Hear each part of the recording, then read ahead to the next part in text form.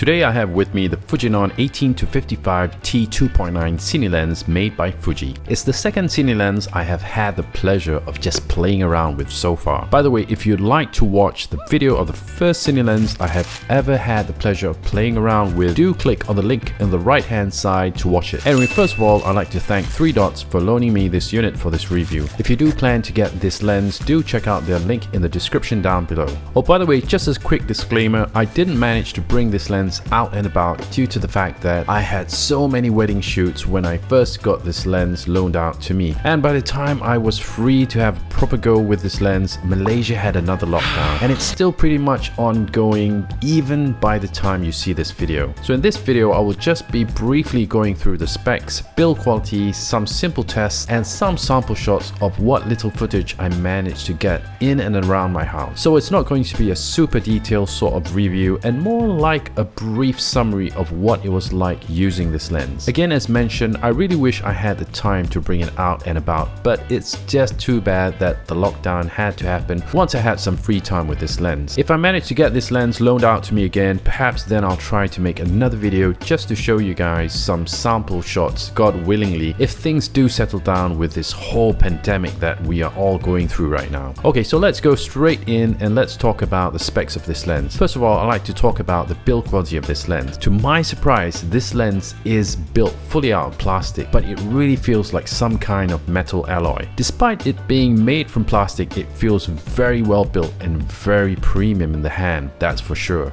The Fujinon MK18-55 T2.9 is a fully manual lens and is built for crop sensitive cameras, and it comes natively in the Sony E mount. However, the copy that I have was converted into a micro four thirds mount to be used on the Blackmagic Pocket Cinema 4K. This lens can also be converted into Fuji FX mount to be used on Fuji mirrorless bodies too. The lens weighs around 980 grams, although that may sound like almost a kilogram, but I was really pleasantly surprised at how light this lens weighs considering its size, because even the Canon EF70-200, which is roughly more or less the same length and size, weighs a ton more than this. This lens comes with a D-click aperture ring, and because it is a cinema series lens, it uses T-stops instead of f-stops. At its widest T-stop, it can be opened up all the way to T2.9, which is equivalent to f2.75 based on what Fuji's website says. So that's pretty bright for a lens of this nature.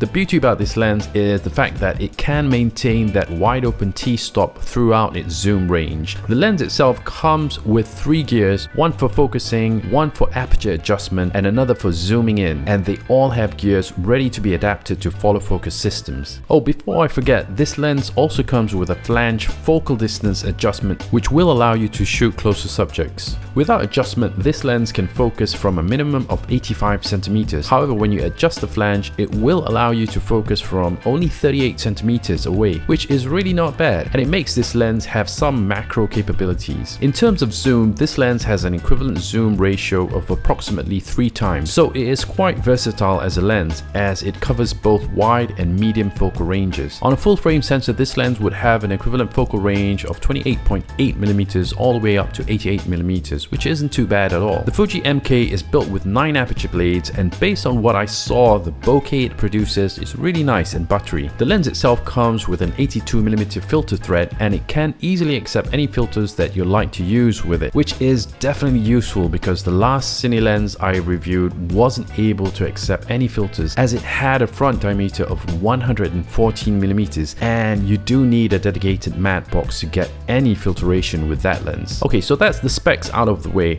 Now here's a few tests I did with the lens just for you guys to have a rough idea of how this lens performs. We'll start first with the lens breathing test. In terms of lens breathing, this lens was exceptional. Perhaps the best lens breathing I have ever seen in any lenses I have ever tried before. It was hardly detectable to me, and I was super impressed. Okay, so in this next test, I wanted to show you the parafocal capabilities of this lens. To me, this feature alone would be the very reason I would love to get this lens. So what does parafocal mean in a lens? Well, parafocal means the ability of a lens to be able to maintain its focus while zooming in. That means when you have focus on a distant subject and you decide to zoom into it, this lens will maintain its focus throughout the zoom range, which is just amazing if you ask me. Okay, so next I wanted to see how this lens performs with lens flaring. And again, this lens is quite amazing. I could hardly get it to flare at all, even when I pointed the bright light towards the lens itself. It kept all the flare to an absolute minimum. Okay, now here are just some random shots that I managed to take with the lens. One thing I love about this lens is the bokeh and the compression it produces, especially when the lens is zoomed in. It has this movie-like quality to it and it's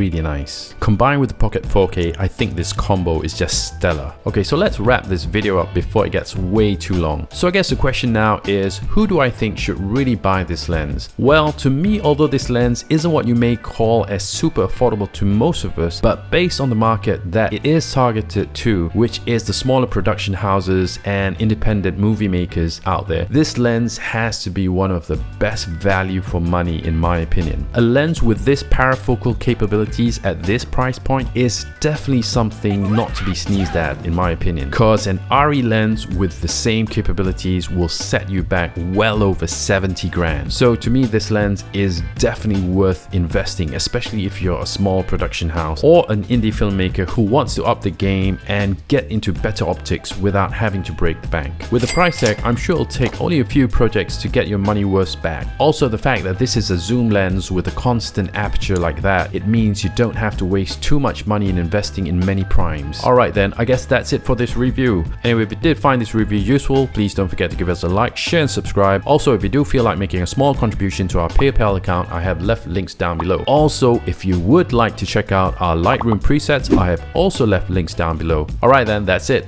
See you guys in the next video.